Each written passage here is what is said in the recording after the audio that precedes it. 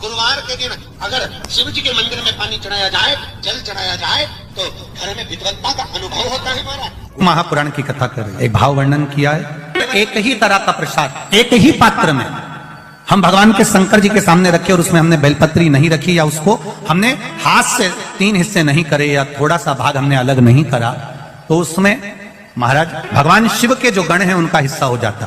पहला चंदेश्वर, दूसरा चंदाशु का, तीसरा चंडाली का, चौथा विश्वसेन का, और 5वां चंड का हिस्सा उस प्रसाद में हो जाता। शिव महापुराण की कथा कर रही है, भगवान शंकर का चरित्र कर रहा है कि भगवान शिव के सामने जो भी हम भगवान के सामने प्रसाद रखें उसमें बेलपत्र अवश्य चढ़ना चाहिए, या थोड़ा सा भाग में अंतर कर देना चाहिए। जैसे आप भगवान शंकर के सामने रखें, आपने चिरौंजी रखी, चना रखा, चूरमा रखा, या कोई दही का पंचामृत रखा, उसमें भी आप एक बेलपत्र समर्पित कर सकते। क्यों? बेलपत्र उसमें डाल देने से या भाग विभाजन कर देने से भगवान शंकर के गणों का जो हिस्सा है वो हिस्सा नहीं रहता, फिर आप उसको ले जाकर अपने भाग के अनुसार उसको प्रयोग में ले सकते हैं, आप उसको पा सकते। अब और अच्छे से समझ लीजिए, प्रसाद शिव जी का प्रसाद और अन्य प्रसाद में एक अंतर रहता है कि शंकर भगवान के प्रसाद को आप नहीं भी पाते हैं तो केवल अगर दर्शन मात्र कर लेते हैं तो भी ना जाने करोड़ों करोड़ों पाप हमारे जीवन के समाप्त हो। केवल दर्शन मात्र है कि शमी वृक्ष की पत्ती को जब कोई नारी, पुरुष, बच्चा, बूढ़ा, जवान उस शमी के पत्ते को बेलपत्र के साथ लेकर जब शिवालय तक जाता है, जितनी देर तक वो शमी का पत्ता उसके हाथ में रहता है, जितनी देर तक शमी का पत्र उसके घर में रहता है, जितनी देर तक शमी का पत्र उसके स्पर्श में रहता है, उतने उतने शरीर के रोग, दुख, ताप काट देता है और उसे अलग से बल प्रदान कर देता है। शमी पत्र। कभी कोई परिक्रमा, कभी भी कोई परिक्रमा खाली हाथ कभी मत। कभी तुलसी जी की परिक्रमा कर रहे हो, हाथ में भले जल का पात्र रख लो। किसी वृक्ष की परिक्रमा कर रहे हो, अपने हाथ में कोई दाना रख लो। कोई परिक्रमा कर रहे हो, अपने हाथ में कोई अगरबत्ती, कोई धूप बत्ती, कोई मालिका रख, कोई दीप रख लीजिए, कोई सामग्री रख लीजिए। कोई परिक्रमा खाली हाथ कभी नहीं करना। जितने समय अतिथि हमारे घर में रहे, मेहमान हमारे घर में रहे, जिसको हमने आरती के समय पर गुड़ दिया है, जिसको हमने गुड़ दिया है, वो पाकर आनंद के साथ। अच्छा, कभी तुमने सुना जो जिसके यहाँ पर गणेश जी नहीं होते, शादी ब्याह में अगर गणेश जी नहीं मिलते तो क्या करते हैं, वो गुड़ का जो ढेला होता है ना, उसी को आधा तोड़कर गणेश जी बना के रख देते हैं और उसी आधे गुड़ के ढेले का भोग लगा देते हैं। गुड़ का ही गणेश और गुड़ ही खजा। देखिए जरा भाव देखिए हमारे सनातन धर्म में, भगवान को रिझाने का तरीका देखिए। अब कई लोग कहते हैं ये गुड़ से क्या होता है, ये मूंग से क्या होता है, ये धने से क्या होता है, चावल से क्या होता है, बेलपत्र से क्या होता है। अरे भाई, समर्पित करोगे, पाओगे तो जानोगे ना।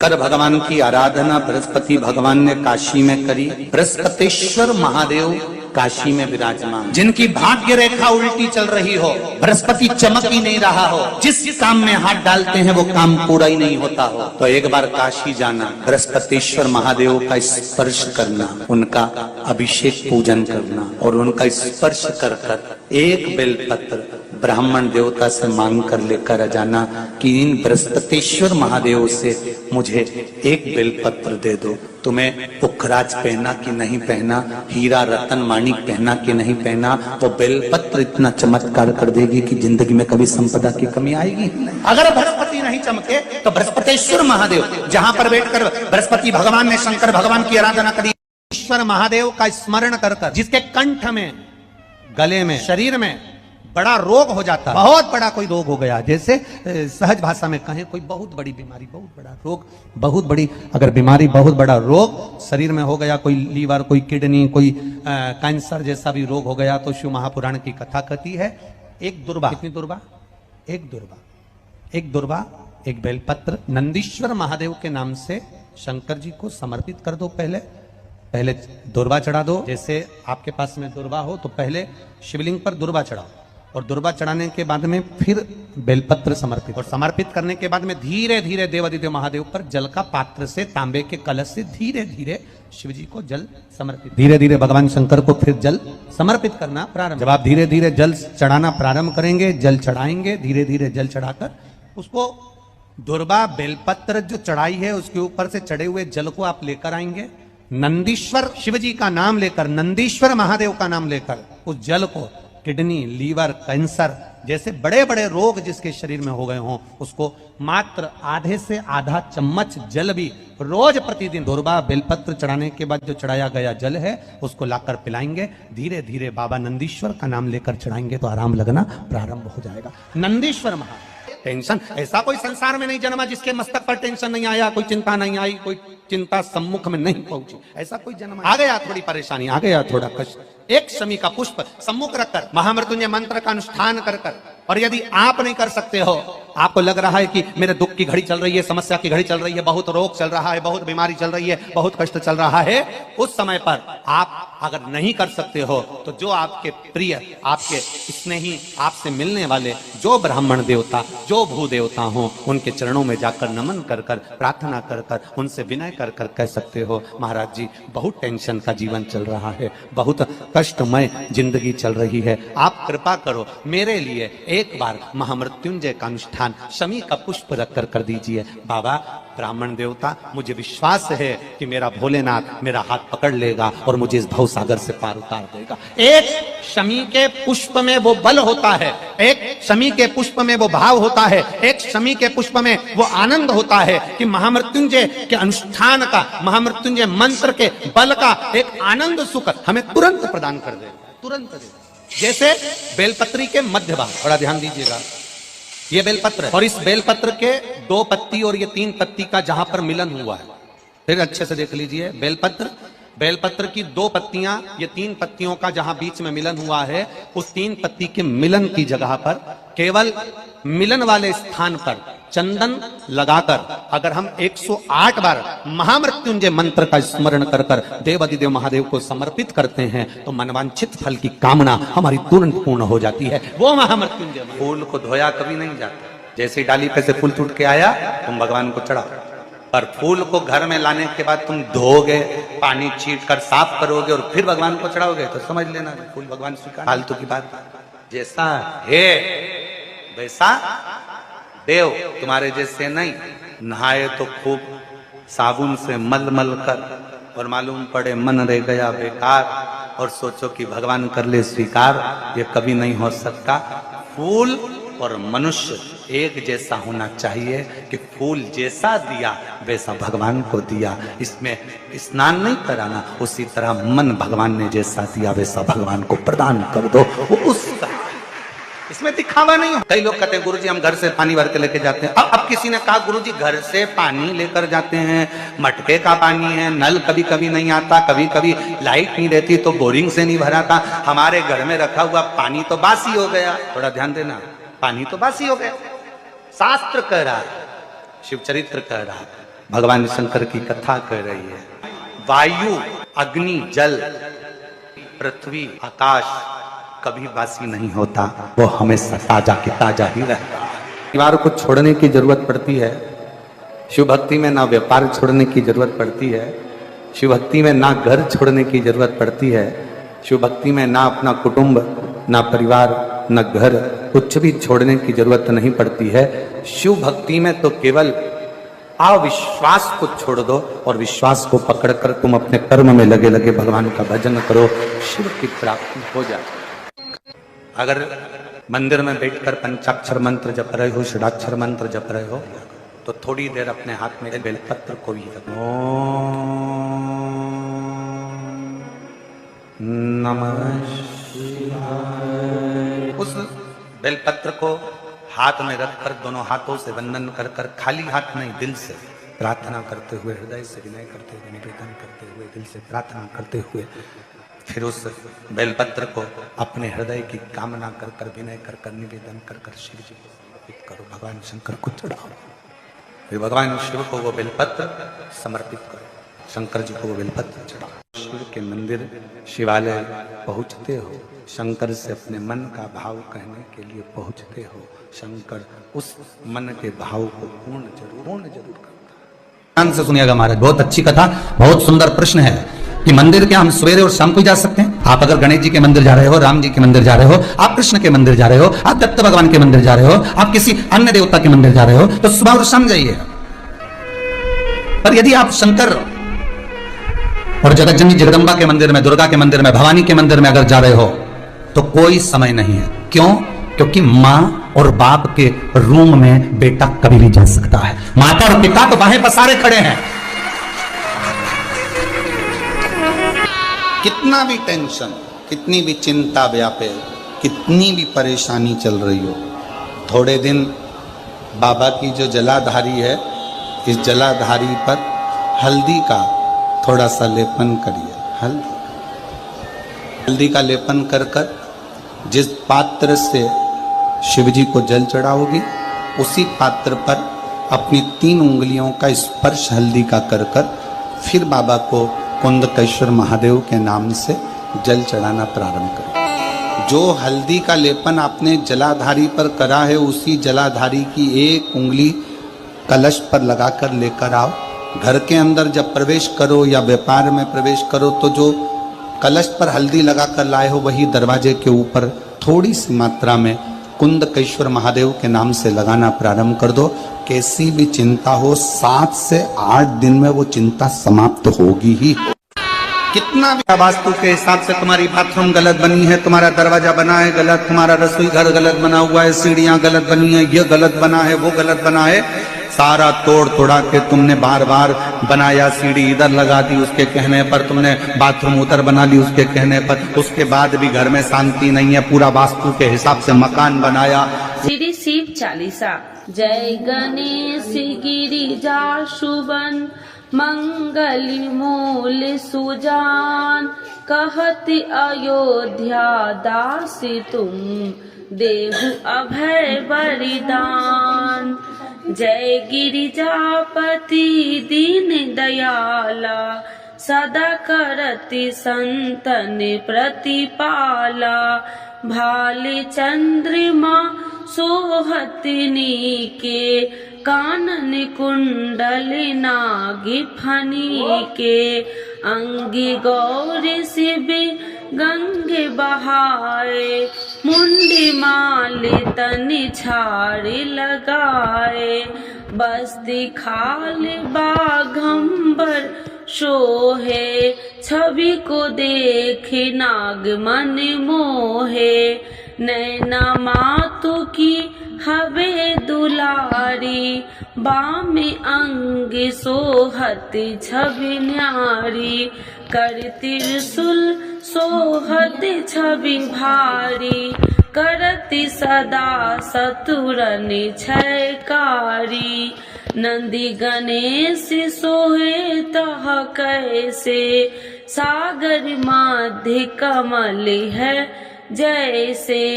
कार्तिक श्याम और गणराऊ, या छवि को कहीं जात न काऊ। देवन जब ही जाए पुकारा, तब ही दुखी प्रभु आप निवारा। किया उपद्रव तारकी भारी, देवन सब मिली तुम ही जुहाई। तुरन सरानन आप पठायो, लवनी में से महामारी गिरायो। आप जलंधर असुर संहारा, सुयसी तुम्हारा विदित संसारा। त्रिपुरासुर सन युद्ध मचाई, सब ही कृपा कर लीन बचाई। किया तपहि भागीरथी भारी, पूरब प्रतिज्ञाता सुपुरारी। दीनन मह तुम सबको नाही, सेवक स्तुति करत सदाही। वेद नाम महिमा तब गाई, अकथि आनंदी भेद नहीं पाई। प्रगति उडति मंथन में ज्वाला, जरत सुरासुर भय बिहाला। किन्हीं दयात करी सहाई, नीलकंठी तब नाम कहाई। पूजन राम चंद्र जब किन्हा, जीत के लंक विभीषण दिन्हा। सहस कमल में हो रहे धारी, किन्हीं परीक्षा तब ही पुरारी। एक कमल प्रभु राखहु जोई, कमल नयन पूजन चह सोई। कठिन भक्ति देखी प्रभु शंकर, भय प्रसन्न दिए इच्छित वर। जय जय जय अनंत अविनाशी, करत कृपा सबके घटवासी। दुष्ट सकल नित्य मोह सतावे, भ्रमत रहो मोहि चैन न आवे। त्राहि त्राहि मैं नाथ पुकारू, यही अवसर मोहि आने उबारो। ले त्रिशूल शत्रु को मारो, संकट से मोहि आने उबारो। माते पिता भ्राता सब होई, संकट में पूछत नहीं कोई। स्वामी एक है आस तुम्हारी, आए हरहु मम संकट भारी। धन निर्धन को देते सदाही, जो कोई जाचे सो फल पाही। स्तुति कहे विधि करे तुम्हारी, क्षमहु नाथ अब चूकी हमारी। शंकर हो संकट के नाशन, मंगल करन विघ्न विनाशन। योगी अति मुनि ध्यान लगावे, सारद नारद शीस नवावे। नमो नमो जय नमः शिवाय, सुर ब्रह्मादिक पार न पाए। जो यह पाठ करे मन लाई, तापर होती है शंभु सहाई। ऋनिया जो कोई हो अधिकारी, पाठ करे सो पावनिहारी। पुत्रहीन कर इच्छा जोई, निश्चय शिव प्रसाद ते ही होई। पंडित तिरोदशी को लावे, ध्यान पूर्वक होम करावे। तिरोदशी व्रत करे हमेशा, ताकि तन नहीं रहे कलेसा। धूप दीप नैवेद्य चढ़ावे, शंकर सन मुखी पाठ सुनावे। जन्म जन्म के पाप नशावे, अंत धाम शिवपुरी में पावे। कहत अयोध्या दासी आस तुम्हारी, जानी सकल दुखी हरहु हमारी। नित्य नेम कर प्रातः ही पाठ करो चालीसा, तुम मेरी मनोकामना पूर्ण करो जगदीश। मगसर छठी हेमंत ऋतु, 164 जान। स्तुति चालीसा शिव ही पुण्य के कल्याण। आज के युग में शिव चालीसा पाठ व्यक्ति के जीवन के लिए बहुत महत्वपूर्ण है। शिव चालीसा की सरल भाषा के माध्यम भगवान शिव को आसानी से प्रसन्न किया जा सकता है। भक्त अपने जीवन में पैदा हुई कठिनाइयों और बाधाओं को दूर करने के लिए श्री शिव चालीसा का नियमित पाठ करते हैं। श्री शिव चालीसा के पाठ से आप अपने दुखों को दूर कर भगवान शिव को असीम कृपा प्राप्त कर सकते हैं। शिव चालीसा का पाठ हमेशा सुबह जल्दी उठकर स्नान करने के बाद करना चाहिए। भक्त प्रायः सोमवार, शिवरात्रि, प्रदोष व्रत, त्रियोदशी व्रत एवं श्रावण के पवित्र महीने के दौरान शिव चालीसा का पाठ किया जाता है। तो एक बार बोलिए प्रेम से शिव जी की जय। माता पार्वती की जय।